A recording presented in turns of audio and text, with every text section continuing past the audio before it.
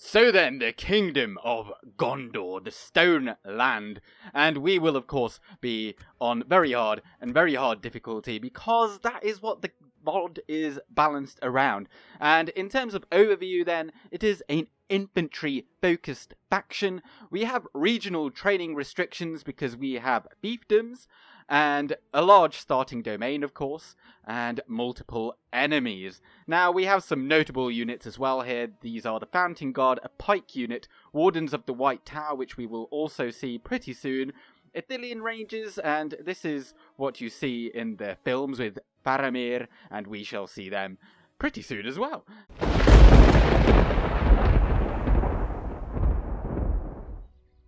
We are Gondor. Our lands stretch from Mordor to the Western Sea.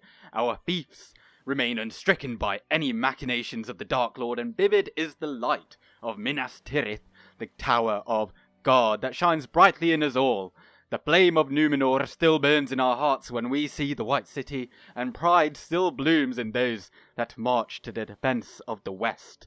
Our blood keeps other lands safe from the depredations of Mordor, and with its full weight fixed upon us, we hold our lines, and we know our wars are not for nothing. Yet, ever still, we bleed. Now, I'm not going to read the whole scroll that we've got here, but you can, if you wish.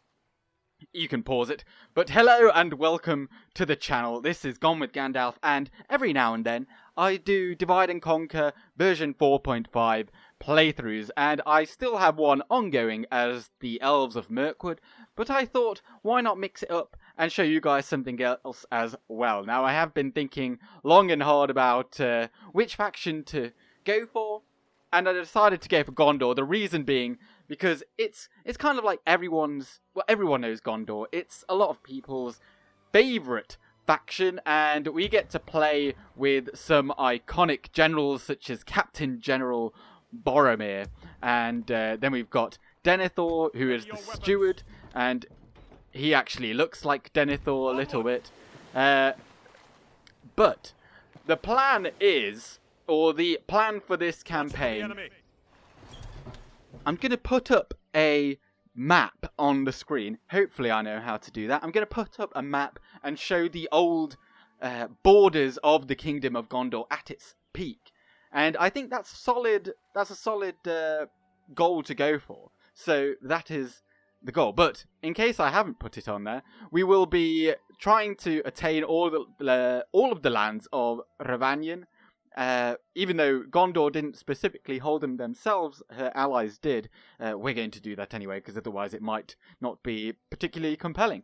But up to the gates of the Argonath, but then we will also take all of Rohan or Kalinarthen, and Isengard as well. And then out in the west, we'll hope to take at least these regions. We might push out further. These aren't hard and fast rules. And Dol Amroth, we might end up going to war against them. And then, of course, all of the lands of southern Gondor, Harad, and down to Umbar as well, currently held by the Ardunaim, who claim to be the true heirs of Numenor. Now, before we get on to the real nitty-gritty, I'd like to welcome you all into the channel, and I hope you enjoy your stay. If you've never played Divide and Conquer before, this is just a mod of Third Age Total War, which sadly is no longer being modded since 2012, so Divide and Conquer has gone on and improved upon it. And so, we play as Gondor, and if we look here, there is a scroll which has answered a lot of the frequently answered questions. And this being version 4.5, it has a nice little title of Eriador Rises.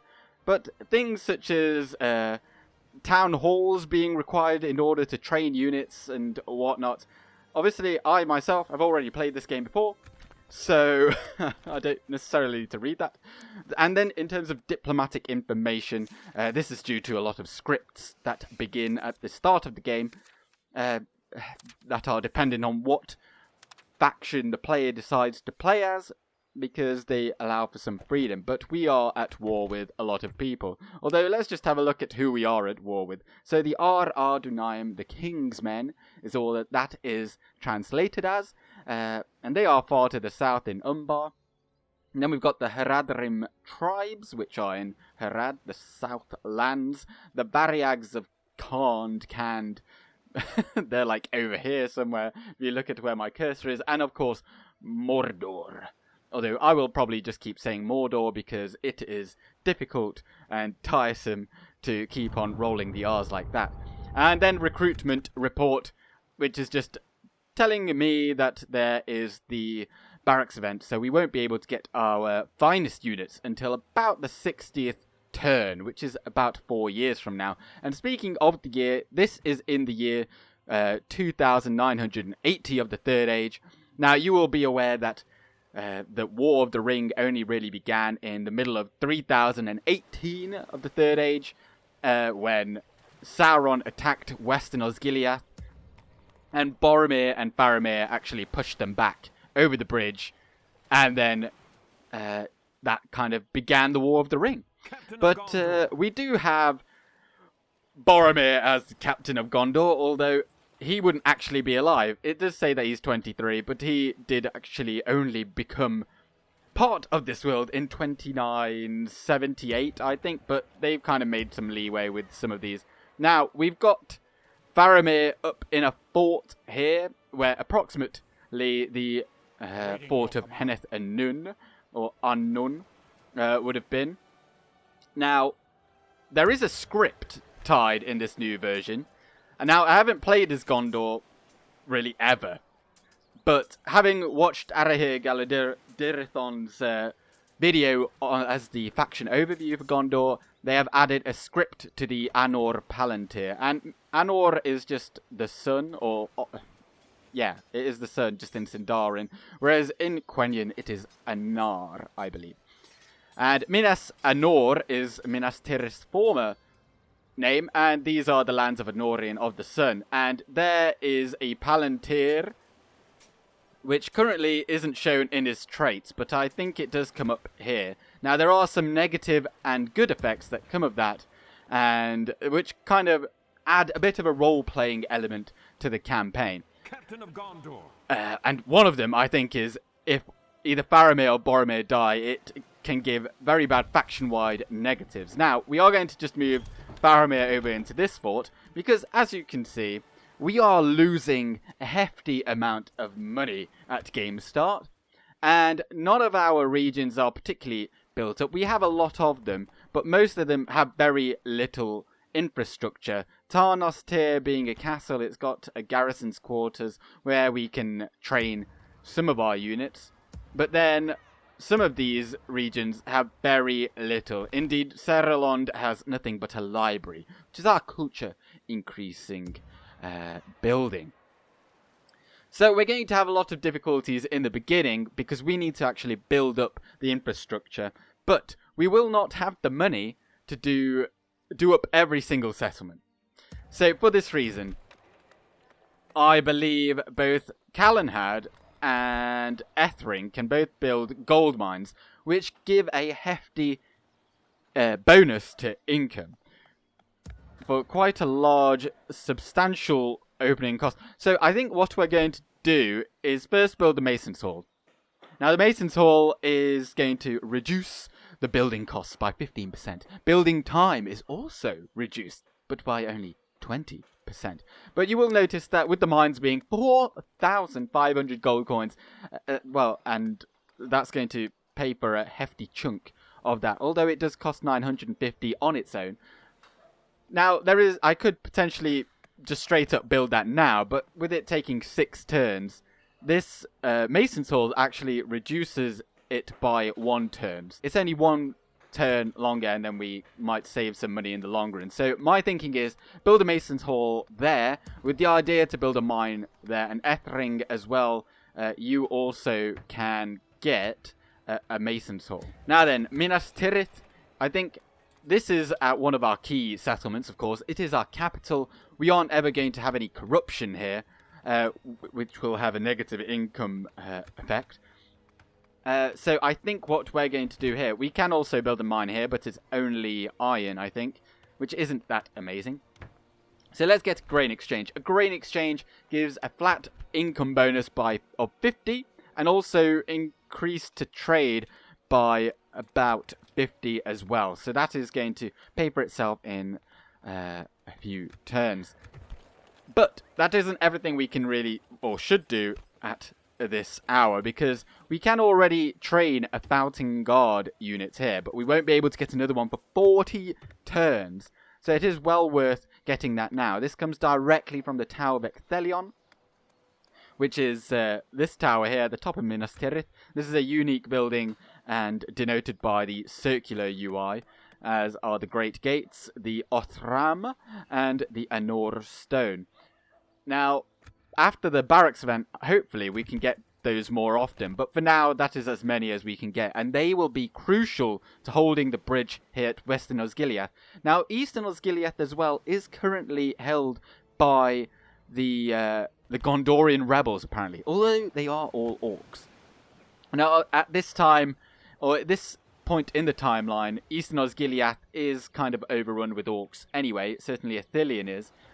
But as Sauron actually declared himself openly in Mordor in 2951, I think it was, of the Third Age, 10 years after the events of The Hobbit, where he was ousted from Dol Guldur.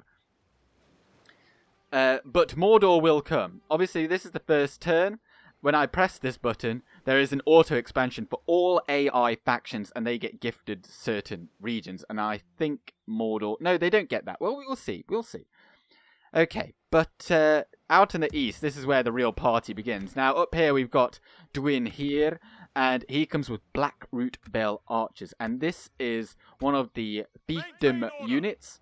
And he comes with Blackroot Vale Archers as well, except he is obviously going to be auto-replenishing.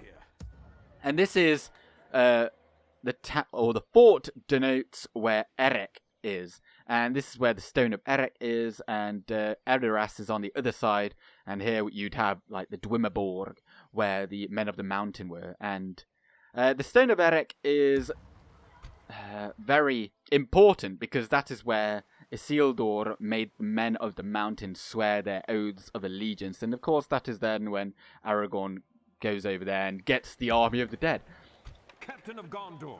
But one of our key generals is going to be Hirluin of Pinath-Gelin. This region is Pinath-Gelin, and he is just the Lord of Pinath-Gelin. We've got many generals like this, and they will be key in our efforts in the beginning. But with him being a cavalry general, he can move much further.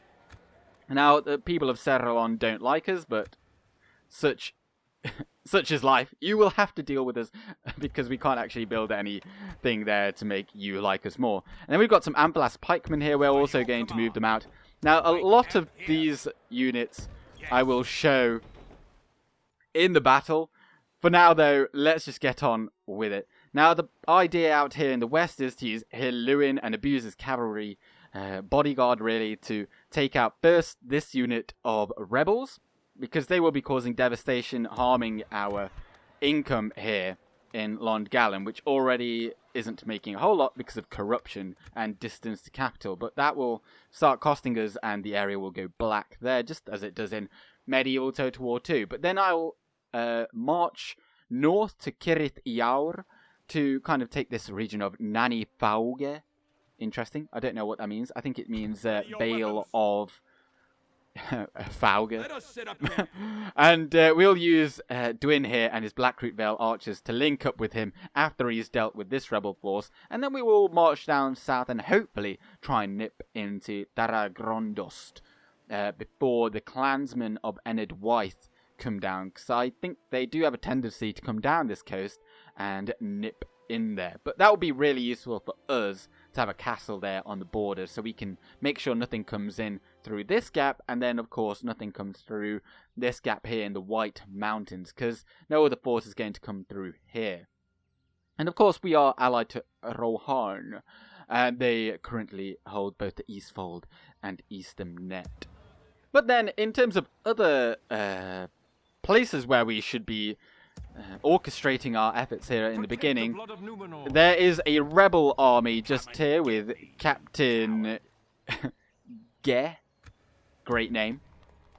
And we'll be using Captain General Boromir to take him out in the beginning. Now, I don't foresee us having to have too many to go out there and deal with them, but what do we have here? We've got some archer militia. We'll take them with, and I think that will be quite enough. We might actually pull out this general here, Faramir, and he actually will also come out and assist us. But we'll wait for that in the next turn, so he can still take governorship of Calenhad.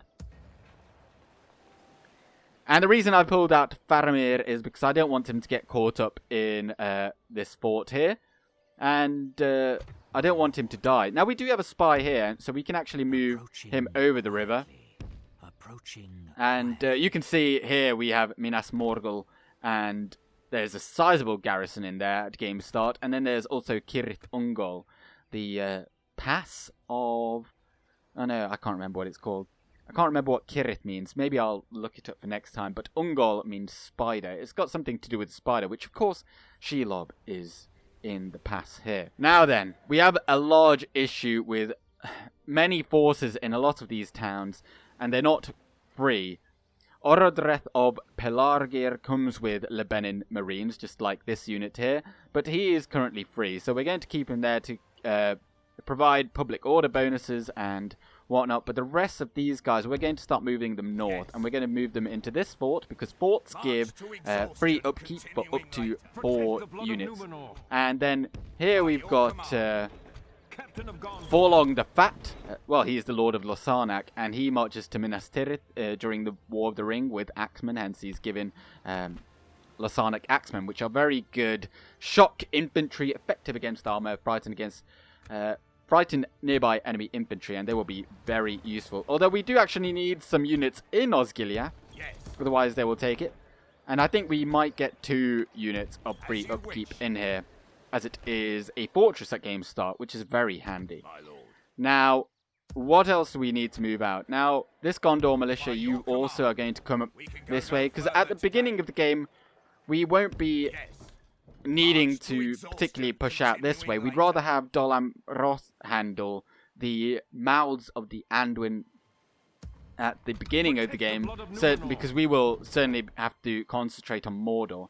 Now, also, this general here, he's costing us 265 gold coins, so we'd rather move him out of there until we can get a meeting hall there.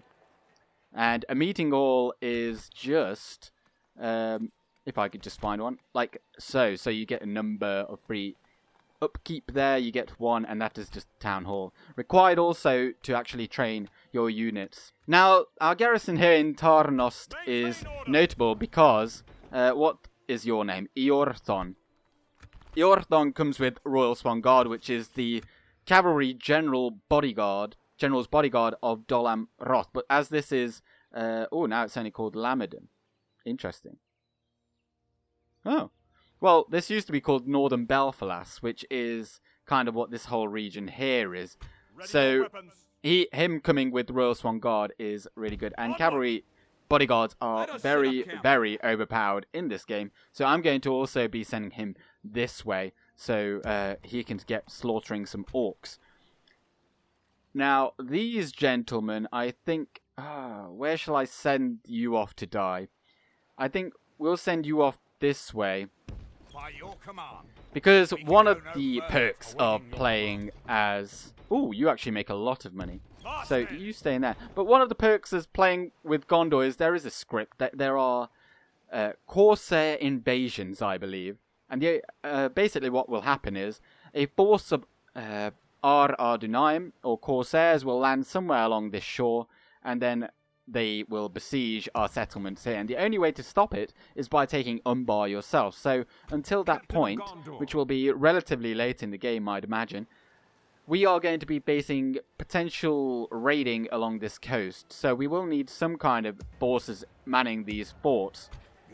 But I think they don't begin until a certain number of turns. I don't know how many that is.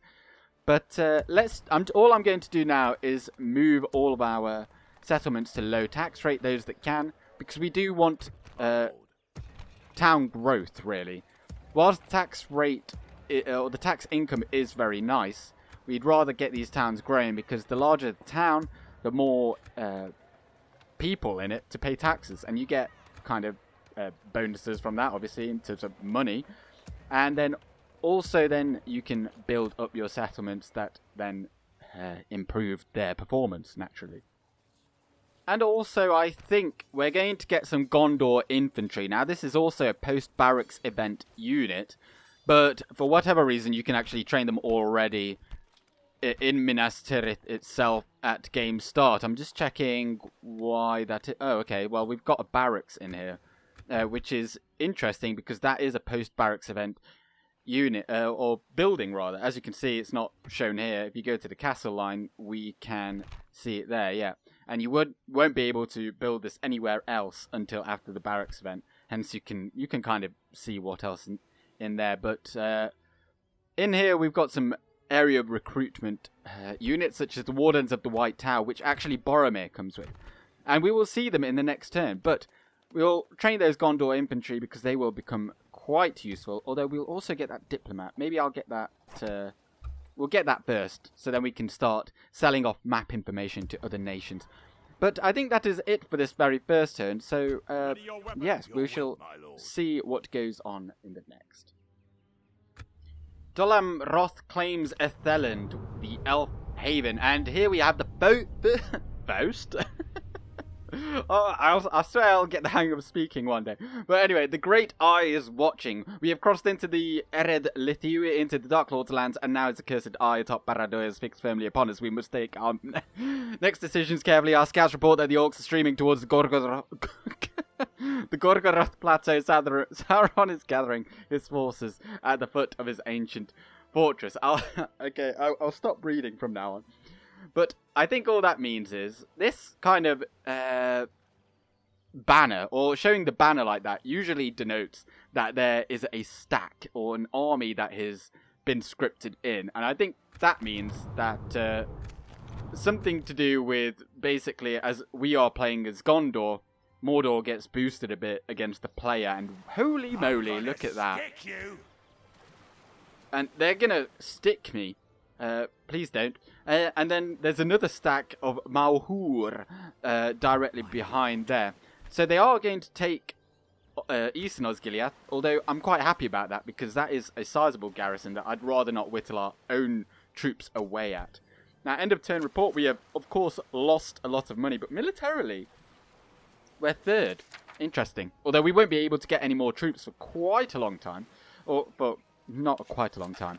This campaign won't be as much of a struggle, I think, as the Wood Elves, because we have far better settlements that actually bring in money, whereas most of Mirkwood is absolute trash. But we, as you can see, have 50% of the forces of Mordor, so we're going to have quite the struggle at the beginning. Minas Tirith got the diplomat, okay. Now, where are we going to send you? I mean, there's no point really sending you south, really. Although, having said that, I think that is what I'm going to do, because I'd rather... I think they're quite easy to sell our map information to, because we've got a lot of map information. And even though they are already our allies, then after that I can move over to Ened Wyeth and maybe have a chat with them and talk about please don't attack me.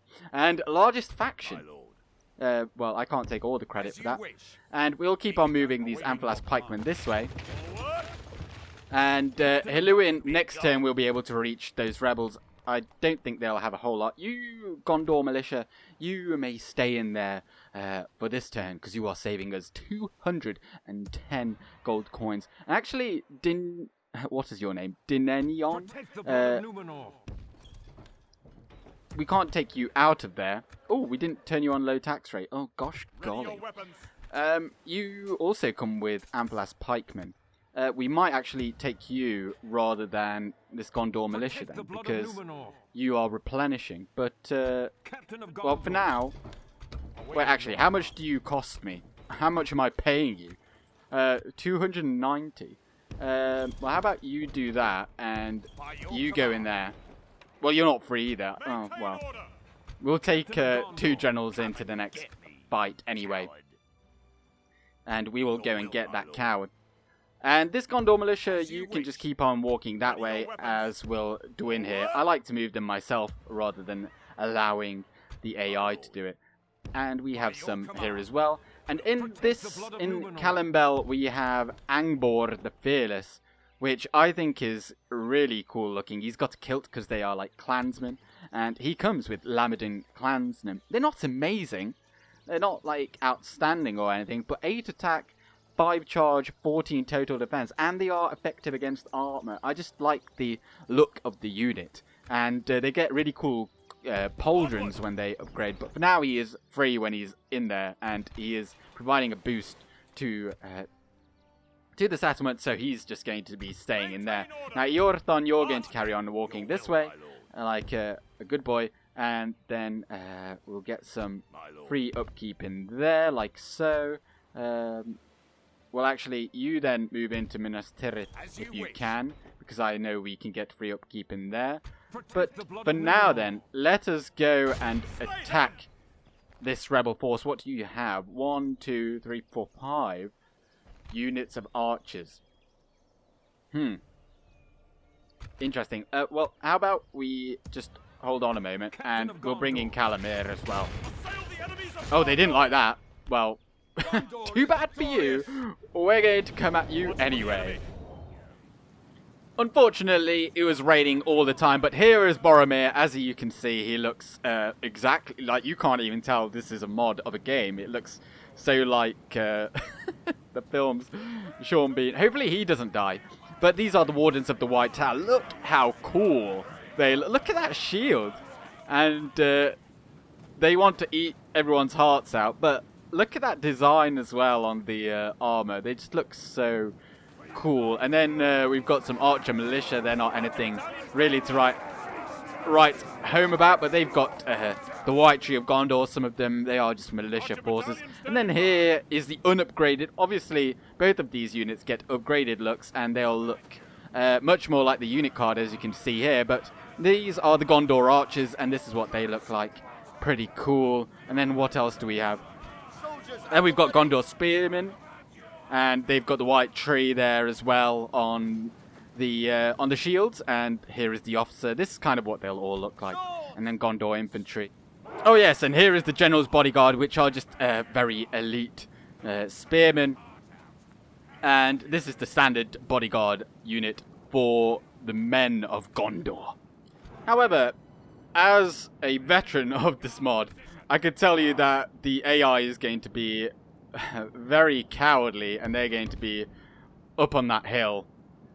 And, oh, they can all hide anywhere. That's interesting, because they are like, well, they're the Druidine hunters. In the books, they allowed the Rohirrim to go past the Orcs that had waylaid the road between Rohan and Gondor, so they could actually make it to the Pelennor fields. Because otherwise, they wouldn't have made it there, because they had barricaded the what was it called? The encircling fortification around the Pelennor fields. The Ramas Ekor? Yeah.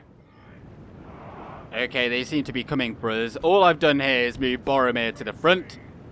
Now, they are going to be on skirmish mode, and our general here, take him off defensive mode. We put him on loose formation, and hopefully he can catch some of these fools. And this general is just going to pester all these Druidine hunters, and hopefully that he can catch them in melee. And he has. And then we're going to move these spearmen round the side, and we will hopefully crush them. Now, it would be actually really useful to know which one of these is the general. I think... Is it this man? No, it isn't. I think he's probably somewhere in this mass here. So it'll be useful to kill them, then they'll all hopefully get broken morale. Okay, let's just see if Boromir can catch them. No, they're going to run away, I think. Maybe he will. Stop shooting, don't shoot Boromir. Oh, he's caught them in melee, excellent. Oh, they're routing. Well, let's get these swords involved. Get involved, lads, get involved. And you guys shoot at those Druidine over there. Boromir will absolutely massacre them. Well, let's just have a look at their stats real quick. 4 attack, 4 missile attack as well. That's pretty good, actually. That is actually very good. And 4 total defense with nothing in armor. They will absolutely get massacred. Look at those missile stats. They're really good. And also they've got poison arrows and they reduce morale, which would be interesting. I'm not sure if we can train them because I know they are mercenary units as well. So there is potential, but I don't think we as Gondor can get them. Actually, if you can catch those out in melee. Nope, they're not gonna. They're gonna keep on skirmishing, which is very aggravating. Oh, and actually our general is free. So let's on to the next one.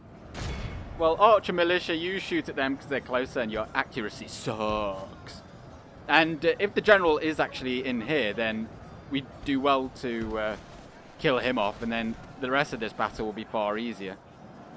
We do also have this defensive stance ability from Boromir, but I'm not entirely sure what it does. I think it just... well, I'm guessing there's a clue in the name, in that it will improve our defensive stats for a short time, but they usually come with a drawback, so I don't know if it's worth using whatever. But you can have a look on the campaign map and see what it actually does. It does tell you. I've just been lazy and not had a look at it. Okay, we'll use these Archer Militia to try and deal some damage to the Druidine over there. Perhaps if we move them over to this high ground, we can shoot at them. Now, I've stopped moving our generals, so they just perhaps wear themselves out. Now, it would be useful to kill off the general. He is maybe... like the coward he is. Press on. Oh, he's running. Break the spirit of his army. Well, we shouldn't really need to kill him at this point, as long as we just get that final unit. Oh, what the hell? Let's give them a volley there real quick. Our Archer Militia are just coming over the crest of this hill and ready to rain on down death upon these Druidine hunters. You know, you guys didn't have to die here on this field, but you chose to desecrate my land, and quite frankly, I can't stand for that.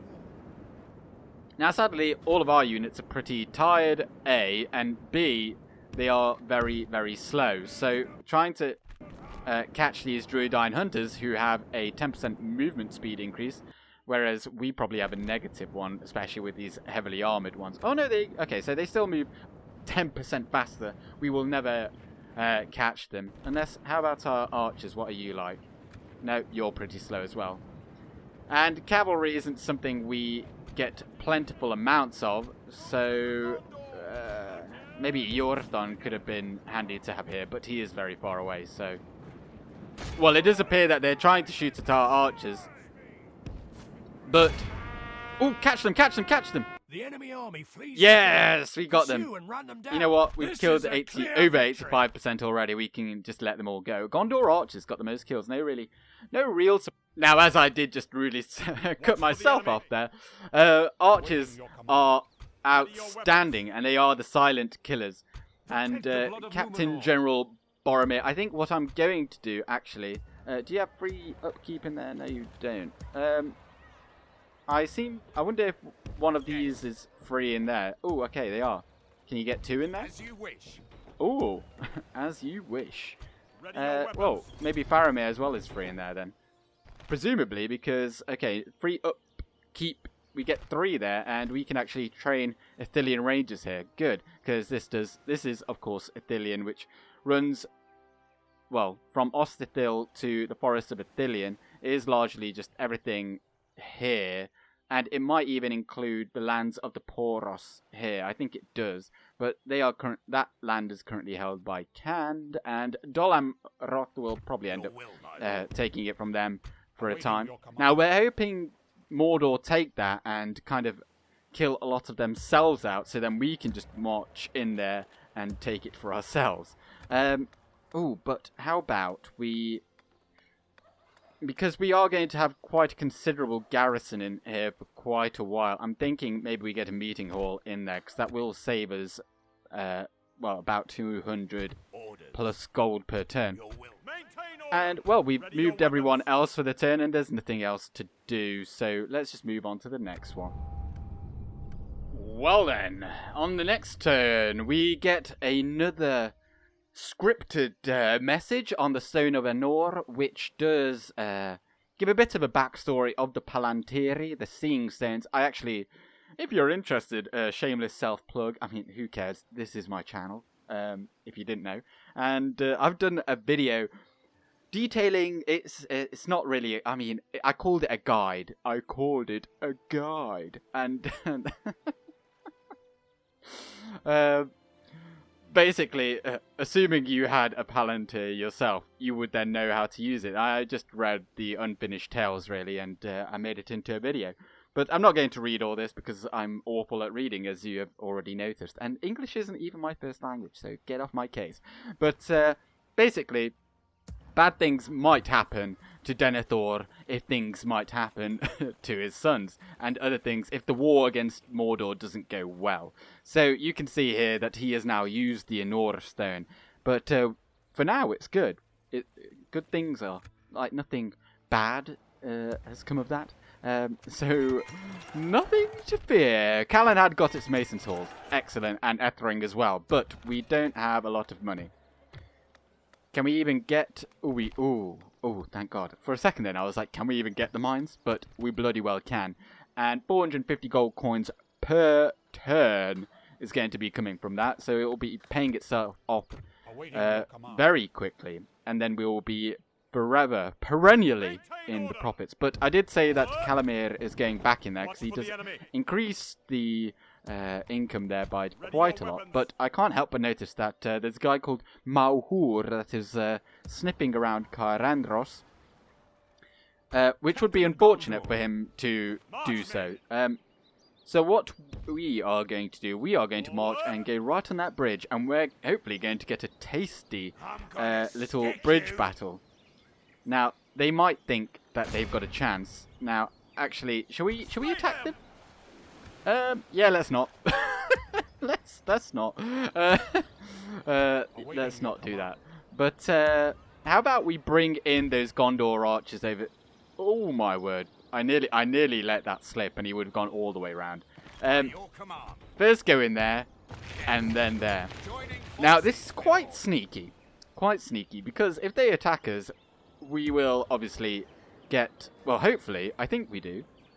We'll get Hurin, Faramir, and these 2 units of Ithilien Rangers as backup, and it will be a bridge battle. And so we'll have 1, 2, 3 units of melee, and then 1, 2, 3 archers, and plus 3 reinforcements. And they are absolutely outstanding. Ithilien Rangers are insane. They are our best archers. 6 missile attack is almost as, well, it's as good as the Woodland Scouts of the Woodland Realm. However, they get 36 missiles, which is outstanding. 220 meter range, spelt in the American way, rather than like mètre. And then accuracy exceptional, which means they will very rarely miss. But of course, that is human accuracy of exceptional rather than Elven, which is slightly better, and then Orcish is slightly worse.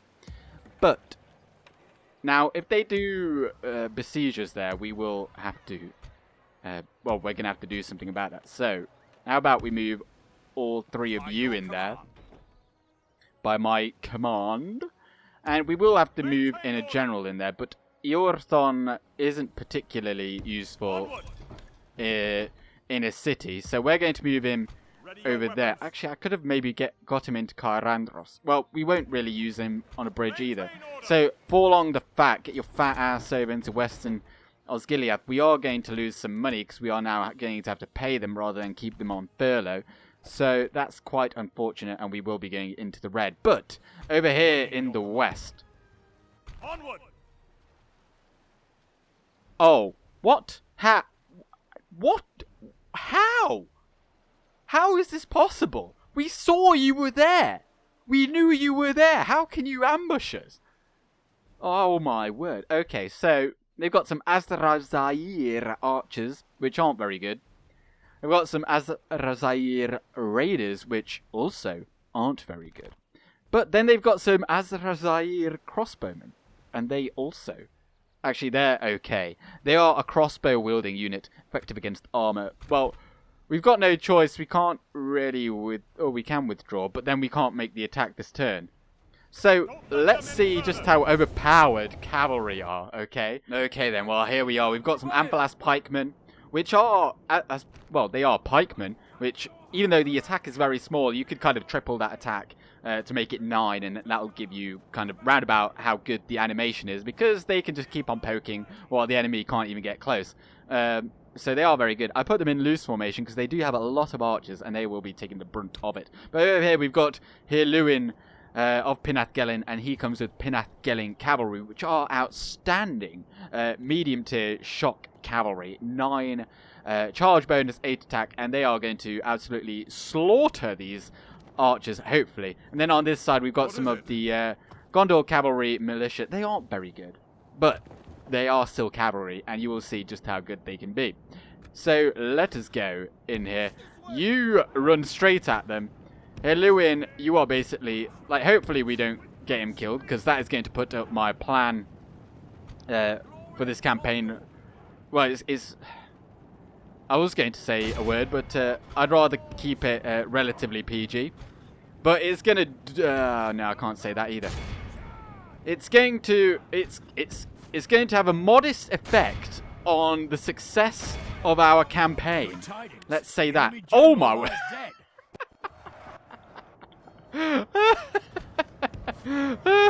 Oh, the general's dead. we might have already won. Oh dear. Oh, actually no. Keep on guard mode. Keep on guard mode. Charge back in. Charge back in. Go, go, go, go. We are taking heavy losses here with the pikemen. Just try not to die. Like, that's your one job. And oh, I don't like the look of that, but they're still fighting. Oh, I forgot to look at what that defensive stance is, because I just realised we've got it for him as well. And another charge in the rear. They're not going to see this coming, because they're looking in the wrong direction. And they're routing! They're routing! They're wavering. Are we going to win an outstanding... Like, I can't believe it. This is going... I thought we were going to get slaughtered for a hot minute.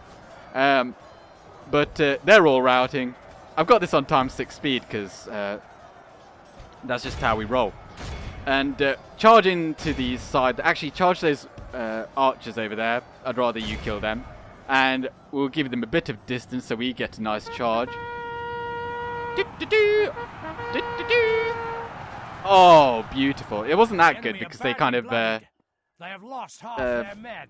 They went into a thin formation, which is actually quite clever of them to do. They're running. Catch a few of them and then charge these men in the back. Oh, let's just use defensive stance. I don't know what it does, but let's pretend it's something good. Okay, that's enough of them caught. 61% of them down. We just need that charge in the rear. And Hirluin charge those raiders. I don't like the tight formation like that. In comes the charge. Oh, beautiful. And they're routing. Simultaneous with over there. Are they going to go as well? Wavering, broken. Well, who's fighting? You there. Go charge them. Go, go, go, go. And there we have it. I don't think we really need to be honest. 92%, I think that's quite enough. Our foe is utterly oh, vanquished. wow. Look at that. Cavalry are insane. And they weren't even that good cavalry. Let's just have a look at these kills. 308. To be honest, it was that first charge that did it. We've destroyed them. Oh, no. Okay. We've vanquished the enemy. Retinue expands. Horsemaster. 15% movement points. That's quite handy if he didn't have to deal with these other peasants along with him. Like, he himself can move further. Oh, no, the cavalry can as well. Or maybe it only takes into account the next turn. Now then. These 81, how much do you cost? 153, you cost 210. Well, we need some of you to die. So how about you come up north, including Dinenion. Sadly, you can take part in that last battle. We want some of you to die. But you 81, you're going to go into that fort. And if anyone comes near Anduin, you're going to nip in there and make sure they don't set up shop in there. Yes, do set up camp. Or, yeah. Gondor Militia, you keep moving. Doing here. How long will you be? You'll be 1, 2, 3 turns. Hirluin will be 1, 2 turns. Ready your weapons. But what about you? You'll be 2 turns. So we may have to wait a little bit for Duin here to come over, because I'm not entirely sure what they've got in there. But to be honest, maybe we've got a lot of cavalry left, so we might actually be able to take it up with, just this force here. And then following that, we'll go on for Thara-Grondost. Hopefully no one takes that. We do actually have another unit here. But there's no point sending him that way. And Long Gallen, as you can see, is making negative money because of that devastation. 280 gold coins. That's after 1 turn and it caused that much damage. But it was well worth taking them out. And equally over here with Boromir, I don't know how much devastation they caused. Let's have a look. Oh, they didn't cause any. Well, that's okay then. But he is going to be facing off against that army, and that will be for the next turn. If we just move you guys into... Wait, hang on. Can you go into Minas Tirith? Maybe that's better that you go in there, actually. Wait, can you make it in there? No, you can't. It goes red, that arrow there. But I think this force here will be able to hold off that force should they attack. But we don't want to go attacking them necessarily, do we? Or do we? Because if we do that, then we might stoke the ire. I'd rather Malhur comes and fights us here rather than trying to relieve the siege here. So I think we're going to leave it for 1 turn, but then we shall attack them. Take rebel settlement of Ost-Ithil. No, thank you. Oh, we're in the red, so maybe we should. Okay. Captain Dog may have just done a silly move, although it'll be a bridge battle. I don't think. Although I don't know what the battlefield will be like on this bridge. Whether, cause I'm guessing it wouldn't actually take into account Osgiliath itself, because that is just a bridge. So we wouldn't be able to beat them, because if it is a bridge battle, I'm not going to risk it. Where is Malhur going? Hopefully, he better come back. He better come back. And to Gog as well. See, you can... this is why I took Faramir out of that fort, because he would now be kind of surrounded on all sides. Because, of course, the Black Gate is over here, and they will probably start sending forces over here. But given that there's no one in there, they're not going to assault it. And we are actually at war with them, aren't we? Yeah. Just had to check. Ooh, oh, yes. Mounting Guard. They do cost an arm and a leg, though. Holy sugar. So, how about you just stay in there for now?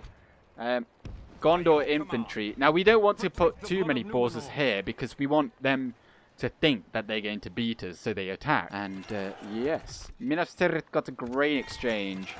That's not doing anything for us, but we did get that extra unit of upkeep here, so that is actually saving us 210 gold coins per turn, even though it didn't really feel like much at all. Maybe I should have just got a lot of town halls here. Turlin, you're not... Wait, how much are you making? Nothing. You go in that port, please.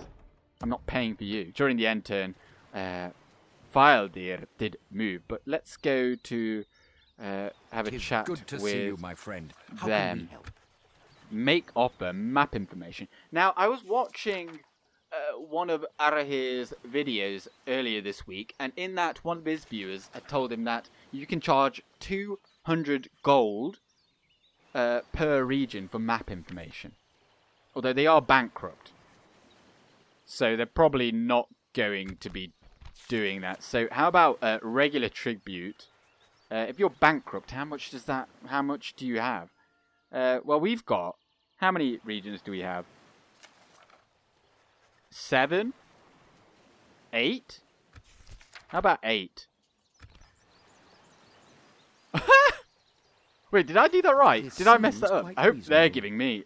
Yeah, okay. Wait, tribute received? Until we meet. Wait, am I get... Are we getting... Okay, no, they are paying us. Wow.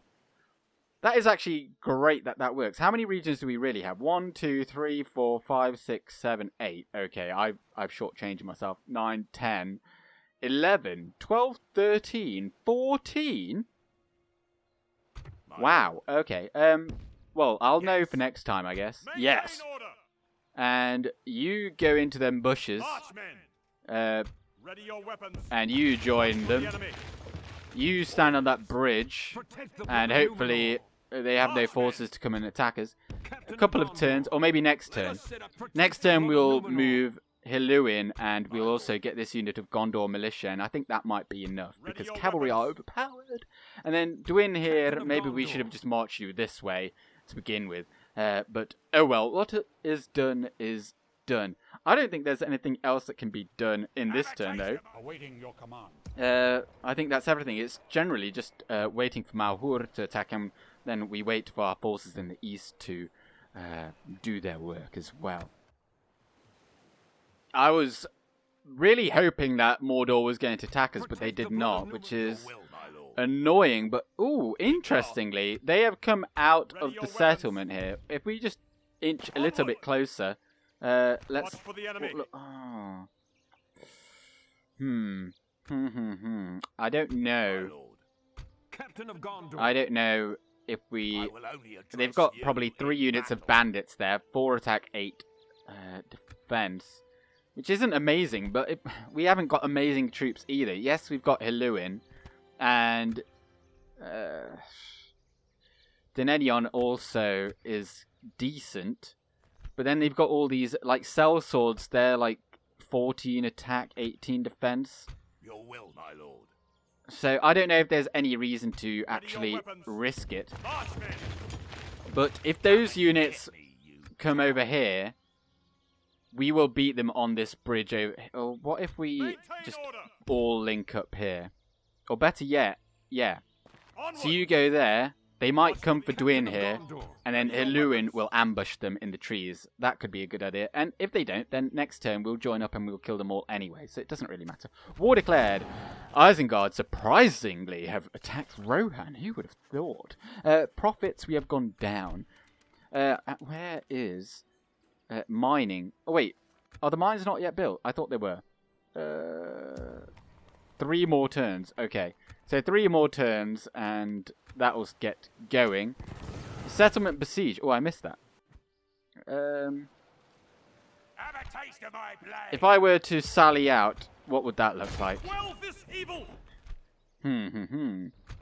Well, do you know what? See, again, this might be too... This might be... Some of you might disagree with my tactic here, but I'd rather defend. I'd rather defend because we can hold the bridge and then we will kill them all. Like, we will be able to take out their entire force, whereas if we attack, I think we take more losses because... well, I think we will. But then we will have a much easier time taking Eastern Osgiliath that way. And primarily because I want Malhur to attack. Come and fight me, coward! Okay, well, they have come and immediately attacked us, so we're going to have a nice battle here. So let's have a look at what they've got. They've got Orc Host. Okay, well that is the general, so it's worth pointing that out because we want to kill him quickly. Orc Archers could be a problem. 3 missile attack is pretty decent. Orc Maulers, they are armor piercing, so we want to kill them. Orc Scouts, 2 missile attack. Not much to write home about. And then Orc Coast again. Black Uruks though, 9 attack, 16 defense. They're pretty good. Let them have it, man. So then, here is Osgiliath in its ruined state, because we can... Well, I don't mind sharing this. I don't think I'm spoiling, but we can actually end up rejuvenating this city so that there are actual walls there. Rebuilding is the actual word. I don't know why it just escaped me. So currently it is a ruin, as is the eastern side, but if we take both of them and develop them enough, we can then rebuild them properly, and they will get a different battle map. But this is where I think we end up defending, so I'm going to snap my fingers now, and then suddenly our army will be assembled. And here we are. So we've got some Gondor militia, which I think I've already shown. And this is in their base form. So one of the reasons actually I chose Gondor is because they get some fantastic looking visual upgrades. Fantastic looking visual... Yeah, is that... I can't speak. But anyway, they end up looking amazing with all the armor upgrades that they get. They get, I think, perhaps the best upgrades in the game. And as you can see, the Lasarnak Axemen look fantastic. This is in their totally upgraded form, they look very, very snazzy. I just really like that two-handed axe. It looks fantastic. And what else do we have? So here are the Lebanon Marines. And they fight for the glory of Gondor. And as they're Marines, they've got this kind of anchor here. I think that might be like the sigil of Pelargia, which, of course, is the most famous of the havens of Gondor, as that is the haven of the faithful, where which is why Gondor was then inhabited by the remnants of Numenor, the faithful. Isildur and Anarion ended up coming there first after the downfall of Numenor. But wait, hang on, if we just have a look at their stats, so they're not amazing. They're not. So a 6 attack. This is in their, well, they've got a unit of experience, so 5 attack it would be, with 14 total defense. But they do have a 7 missile attack, so they have some javelins. They have 3 of them, and they get bonus against mounts. And they can also make a shield wall. That's interesting. And I think they used to be armor piercing with their javelins, so I don't know if they still are. And then here we've got the archer militia looking very dowdy. But we are currently waiting for the orcs to traverse across the other side of Osgiliath, and hopefully, if my memory serves me correctly, they will come across this bridge. So we'll have to wait a moment for them. Okay, here they come. Let's just put everyone on guard mode there, because the idea is that our archers are just going to pepper. We're going to wait for them to kind of all stack up, and then hopefully be able to get maximum kills. We're going to be on guard mode there for a while, because I don't want them to block this area until all of them come in here. Now, we've also got our general right behind there, so if needed, he can go in. I'm quite happy for them to shoot into us here, actually, because these guys have got shields. But the archers are going to get the most of the kills here, although they are going to run out of arrows, and we're going to take some losses here. Ideally, I would have brought those Fountain Guard in here, because they would have done fantastically in this sort of battle. Okay, you guys come off guard mode. So you can actually, because guard mode does negatively affect their ability to fight, because only the gentleman at the front will actually do any meleeing. So they're just going to keep on shooting into this great mass that keeps on passing. Now I'm going to wait with the javelins until there's a great big blob here. Now we do still have a unit in reserve over here. Let's keep them close at hand. Maybe you should be shooting into those black Orcs. You stop moving. Oh, I just don't want them to get into our line over here. Why can't you stay there? What if you come off guard mode? That might help us. Oh, look at that. Every archer finds its mark, and the general goes down already. This is going very well, because now that the general's gone down, their morale is going to take a bit of a hit. Now might actually be a good time to just throw our javelins in. So, men, go into tight formation. And you're going to take this position over here. Archer militia, you are better off shooting the orc archers, I think. Or maybe shoot the orc, that large blob there. Please run. We're in the midst of a battle here, men. Come on, come on. Have faith in the silver tree. Oh, no, no, no, no. Get your javelins off. Quickly, quickly. Andale, andale. Nice, nice, nice. Oh, take your times 2 so we see these in action. Nice, nice, nice. They're routing. That's not really a good thing, to be honest. Oh, you're done. Okay, go over there. They're all running. No, don't. You're going too soon. Okay. We're going to charge in our general, I think. You're tired, you're warmed up. Because we do actually want to kill these guys, so we haven't killed nearly enough of them. Although this is potentially a bad move on our part, but we are the better unit, so we should be able to kill them, particularly our general. So, well, let's go into loose formation, because they do seem to have some archers there. and bring back here. Let's just observe some of the battling here. We've got some of our Lasanic axemen. Oh, they're just chopping into those orcs. And maybe coming onto this bridge wasn't the best idea. But we do seem to be winning. I think we will still win. But might have cost us a few lives.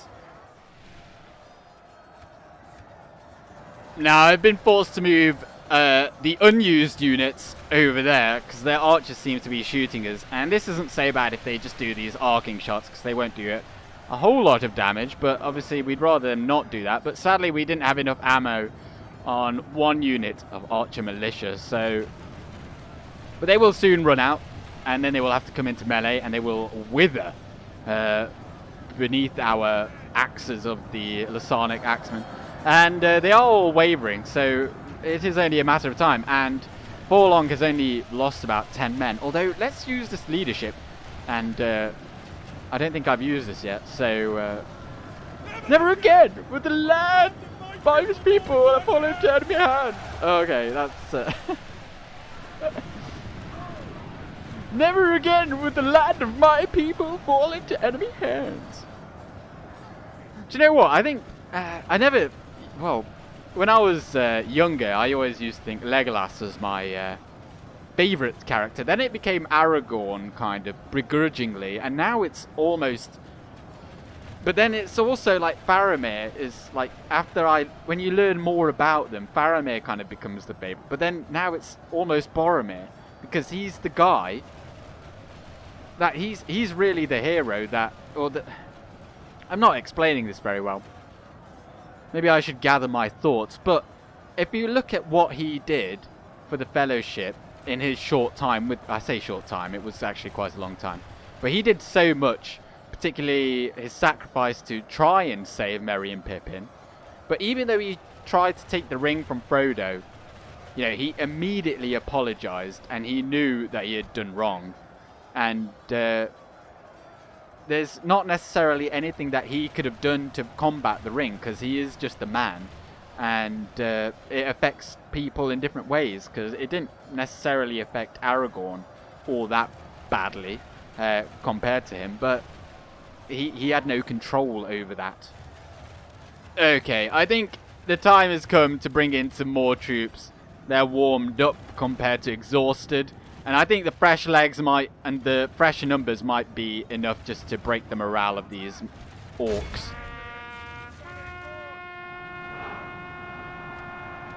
And off they go. I don't know why we couldn't just take Eastern Osgiliath as well, like right now. Like we're just about in there. Like, get in there, lads. Very much in our favor. It is very much in our favour. Why haven't we won yet? The enemy army there we go. the field. Pursue and run Well, them I'm going to down. try and run them down. The enemy are utterly We did not vanquished. actually catch any This of is a them. We great weren't going to catch victory, any of them. worthy of Heroic only victory, the though. Let's have a look at these mightiest kills. of generals. The Sonic accent, 444. Plus the 90 that they then caught. That's astonishing and just showing how much better... I mean, he is a post-barracks event unit, and a very good one at that, so it's not really a fair matchup. But Archer Militia, they only shot, I think it was 15 volleys, 209 kills. And quite outstanding. We will, of course, although we could ransom them, I suppose, but I'd rather have less orcs around. Oh, what's going on here? What's going on? Oh, do you know what? We're gonna get this battle in. We're gonna get this battle in. I hope this isn't gonna be too long of an episode, but we're gonna have to get this in. I've been kind of teasing it this whole time.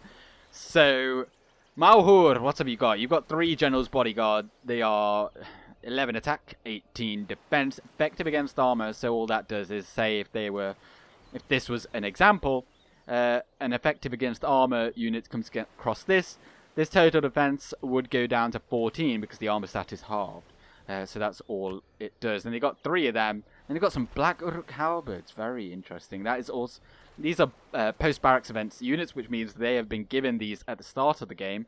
And they will not be able to train these again until after the 60th turn. Then also they got some Black Uruks, which also are, and Morgul Chosen, which are also post-barracks event. But the rest of this is pretty bog standard. Orc Archers, pretty meh. Orc Host, pretty meh. Moranning Guard, pretty meh. But we are heavily outnumbered. Like, we've got just about 1,200 against 3,000. So, let's give it a go. For the White City! Well. I may have been a bit overconfident, but...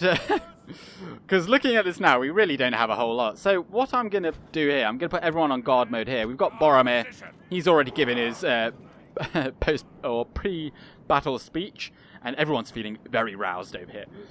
And they're going to hold the bridge. Hopefully they come over here. And then these guys kind of stop them. And then our archers here are going to shoot them. It's very simple. And in come the reinforcements. Oh. I should probably pick out some... Oh, I can't shoot them yet. So, Hurin, I think is your name. You're coming to... not die. You're just gonna charge on over here. And we've got 1 unit of Ithilien Rangers. 2 units. And Faramir is coming with another. Take you off skirmish mode. Okay, men. Everyone shoot. Shoot into that mob over there. Right there. That's a good spot. And Faramir as well. Come on, get over here. So, you fellas, you're all just going to go like so. And then we're hopefully going to just shoot into that. This is going well so far. This is going exactly as planned. Hopefully they don't think of... you know what, you, Boromir, just come out of defensive so you can clog more into this gap. We don't want to get these guys off defensive because we want this chute open here so we can just keep on firing in there. And we want to shoot into that great mass. And Archer's accuracy doesn't really matter when there's such a large blob there, so it's just fantastic. But we need to get these guys shooting ASAP. Hurry up. Don't be firing at will. I want to direct you. I don't want you to be shooting at our own men. Because you're all idiots. And, oh, bit laggy there. I suppose because I'm recording and whatnot. How are you so late to the party? Are you already done running? Are you done running? Can you shoot? Can you shoot? Who's that? Oh, you're so slow. Okay. Shoot in there. Shoot. Go. Let fly, men. And you also shoot. So, where are you all shooting? That's decent. Ooh, there goes one general. Oh, how many did they have? 3? That's Zugrad. I think you're going to come over and support our Gondor spearmen over here. Because I think they're going to have a hard time. Boromir's an absolute beast. He's going to be slaying them. I'll just show his stats real quick. 14 attack, 30 defense. Absolute monster. Quite rightly too. Wait, who are you all shooting? Let's just... Oh wow, that's nice FPS there, mate. You just go in there. Like you'll not die and you'll do okay. It's quite nice just to watch utter domination and sheer stupidity on behalf of the AI, really, at times. And it's quite nice to have these, because otherwise, I don't see any way that we'd be able to effectively win. This isn't cheesy, is it? This is just using the map as it's meant to be used.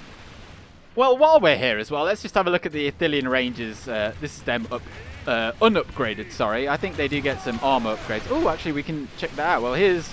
Faramir. Where is the actual fella? Is he there? No, wait. Why was I thinking it was him? He's there. He's right there. How did I not see him? And if he were to stand up straight, you could see the 7 stars. But I really like this gentleman here. He looks great. And but there, they don't seem to have any upgrade really. Or do they? No, I think they look the same. Or do they have a little bit of a...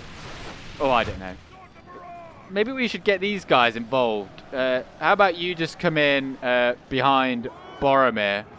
Right there. We've got so many arrows still to fire with oh, God. It does not like that many units all in one section, all kind of rushing. Oh, down goes the general. Oh, they're going to rout. They're surely going to rout. Who are you shooting? You better not be shooting my own. They're going to be shooting my own, aren't they? Fortune of battle goes our way. Now, there's such a mess here, so I can't really tell who is actually still fighting. There's just so many corpses. But I tell you what, you just charge up, go after them, and you guys go for them. These guys aren't that bad at fighting. The Gondor archers. Wait, what are their stats? 6 attack, 16 defense, pretty decent. Oh, there's a Uruk bodyguard right there. Oh, somewhere there was. Oh, they're just black Uruks. Oh, there's one. So you shoot them. Do they have a general, actually? They don't appear to have a general. Or do they? No, they don't, I don't think. So there's no point shooting them because theirs is already dead. But there's one here. There must be one here. There he is. I think that... No, I don't know. One of them doesn't have a general. How are they still fighting? I don't understand. We've killed 86%. Oh, this is... we do need to get that general from somewhere. Where is he? Because if we kill him, then that's the entire... That is the entire army wiped out. Unless he's over here. Is this another bodyguard? No, they're Orc archers. Behold how our cowardly foe ran. Well, there we have it. Finally, they're running. All of them. I guess some of them just retreated off the battlefield of their own volition. But we're going to catch everyone and see... I mean, we're not going to wipe out the army because Malhur went down, Tugog went down, but I think there was... Oh no, did we get them all? Was that all of them? Wasn't there, like, Zagrad as well? Oh, I don't know. We'll see in a bit anyway. There we have it. Heroic victory. Look at that. Bridge battles are hella OP. Especially when you got archers like we. 474 kills for Boromir. Insane. And he's still caught 141 on top of that. Let's not forget. So, unfortunately, he is now down to 77 men. But I think that's a worthy trade. And, of course, he will keep on replenishing up to 77 from now on. So that's not too bad. Where are the Ithilien Rangers? So 253 for one of them. 305, 283, not bad. And almost 3 grand we could get from ransoming them, but I think it's better off just to kill them. Now sadly some of them managed to get away, which is weird. But there was only one army, I think, wasn't there? So that's very odd. Oh, we've got the Witch King coming for us. So we got a small amount of money from sacking the enemy camp. Relations worsened with the Aradenheim. Oh, and we made some money. Oh, we're gonna be in the gonna be making some money in the what's it called? In the black? Is it just called in the black when you're actually making money? Now, what are we doing in this turn? Oh, well, we could attack this army here. But they are, of course, going to go away. Like so. But, I think we are going to leave it there. This has been a very long episode. But I wanted to get the first episode to kind of be a bit longer, because it is the first episode of the campaign, and you have to get the ball rolling a bit. Now, please do let me know how you think this has gone. I've actually really enjoyed playing this campaign, more than I thought I would. And we're only 6 turns in. Like, it's gonna get so much better.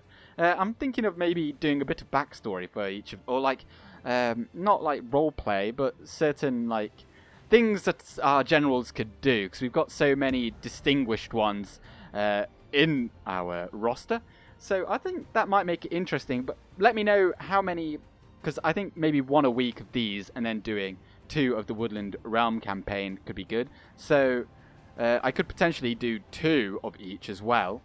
So that would, if that piques your interest. But of course, if you are new here, please consider subscribing. That way you see all these amazing videos. And please like it if you liked it. And leave a comment, because I otherwise feel very lonely over here. But for now, I'm going with Gandalf. Good day.